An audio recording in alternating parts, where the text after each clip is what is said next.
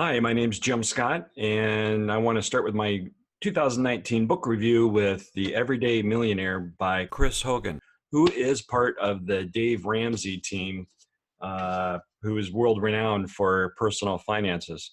So let's dive right into it.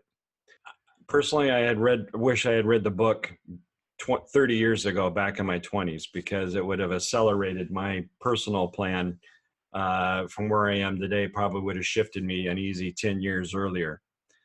The the book really, the highlights of the book really pound down that anybody can be a millionaire, and I wholeheartedly believe it.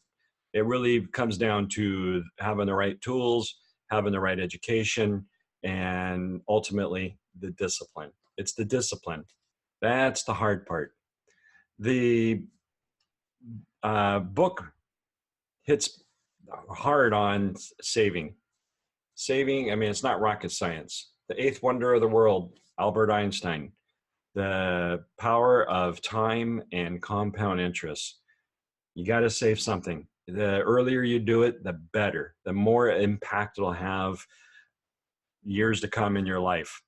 Do something today in your 20s, you will never regret it. I know it's going to be difficult. Do something in your 30s, in your 40s, but pray to God you don't have to do something in the 50s because it's almost too late. The power is all up front. Do something. Minimally contribute. If you work for a company that's got a 401k and they have a company match, bare minimum, do the company match. That's free money. That's an automatically 100% return on your money, just right out of the gate. You put in $100, the company matches you $100. Bingo. No brainer. Usually it's on a percentage basis, so 3% or 4% or whatever it is on a monthly basis. That is no brainer. Got to do it. Education. I took me 52 years to figure it out, but education it's a root of everything. Some books that I've come across along with The Everyday Millionaire I read was The Richest Man in Babylon. I don't know why that's not required reading for high school, because that book alone is life changing for folks. And then kind of take it up a notch is the Common Sense to Mutual Funds, written by John Bogle. He's the founder of Vanguard, the large mutual fund company everybody knows about. It gives you some more of a higher level education in regards to mutual funds.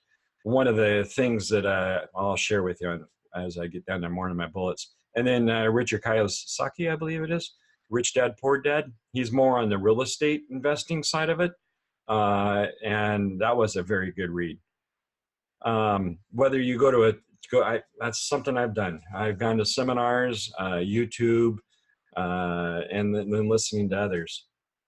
My journey has been a one of stumbling. I've fallen, I've tripped. A lot of times I've done it on myself, but by the grace of God, and the hard work of my wife, we're where we are today. That's the other thing, the equally yoked spouse. That is the secret sauce, in my opinion. Having somebody that you guys sit down together and put out a 5-year, a 3-year, or 1-year plan, put out a budget, and just being equally yoked on working on the same goal of retirement.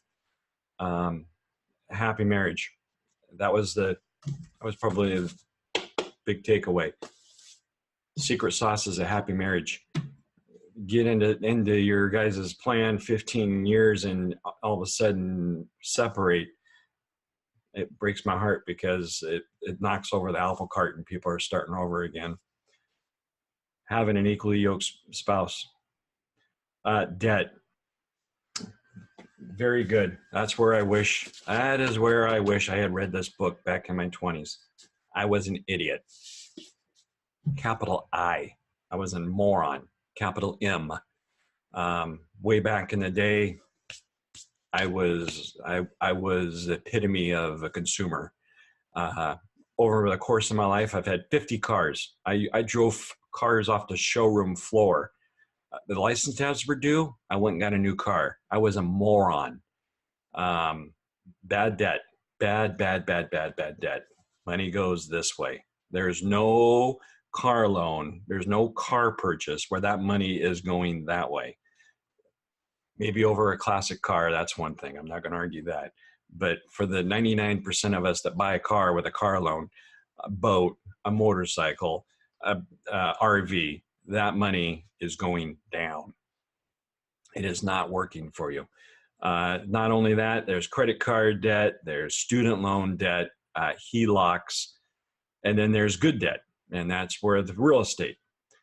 The one other thing I wanted to point out is the book, lays out a good foundation. It does a great job. Along with the word foundation, the one thing that changed my life, the real estate, reading Richard Kiyosaki, I hope I pronounced that right, Rich Dad, Poor Dad, understanding cash flow and rental property. And my wife and I got into real estate and have done very well with it, to where we've got a portfolio of rental properties, and helped a lot of other folks actually get into property management and rental properties, and they've done very well with it. I will say, well, let me finish off my points here. And then budget. Live within your means. Know your numbers. Know where that money is coming in and know how much money is going out. To be honest with you, to this day, I have not done that. I do not have a monthly budget. I have a rough idea what my numbers are.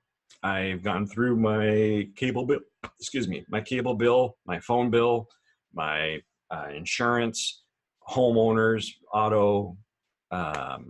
I've gone through all of them. I pounded them down to save them.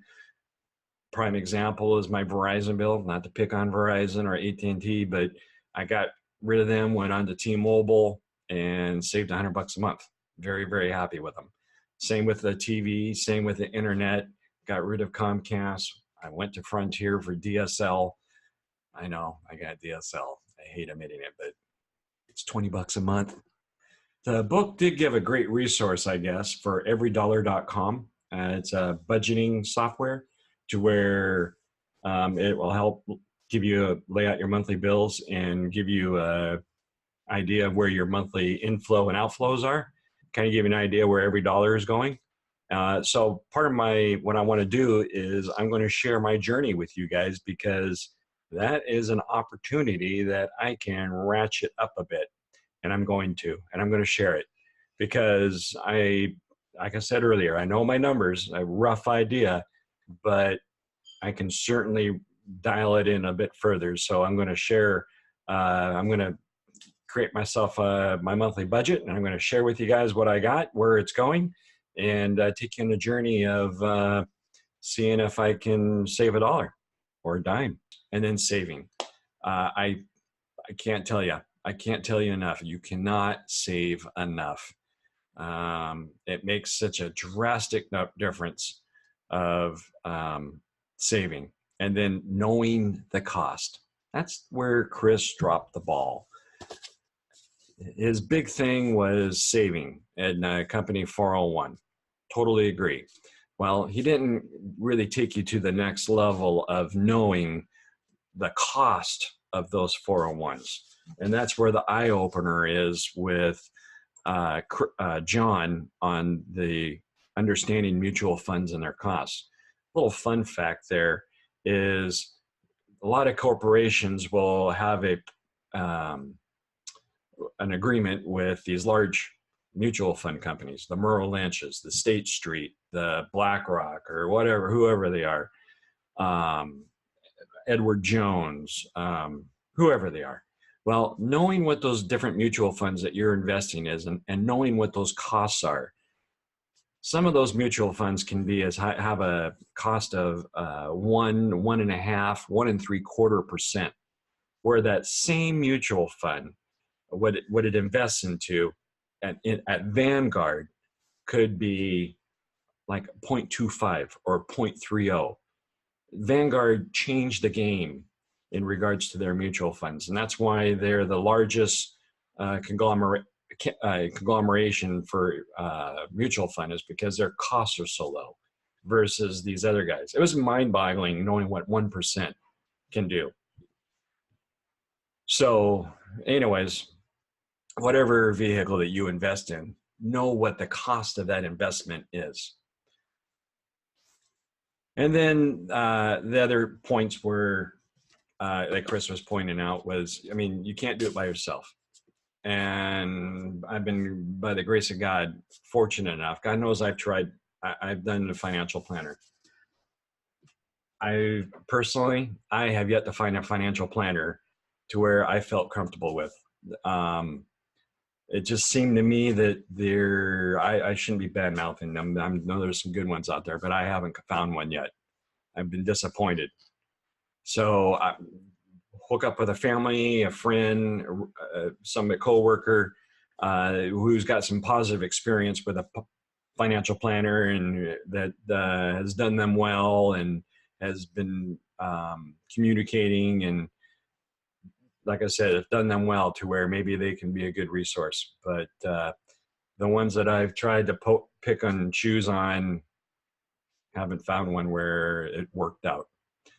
And then coach and mentor. If you find somebody that knows somebody that's done very well with their investments, buy them a beer, buy them a cup of coffee, and sit down and pick their brain.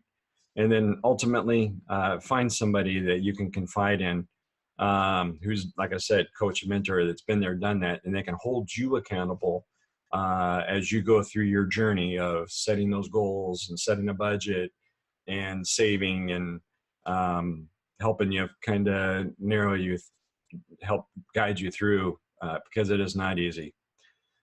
But anyways, if you're at the point where you're kind of at the lower level and you're looking for something to build a foundation from, good book, highly recommend it, and keep reading. Can't read enough.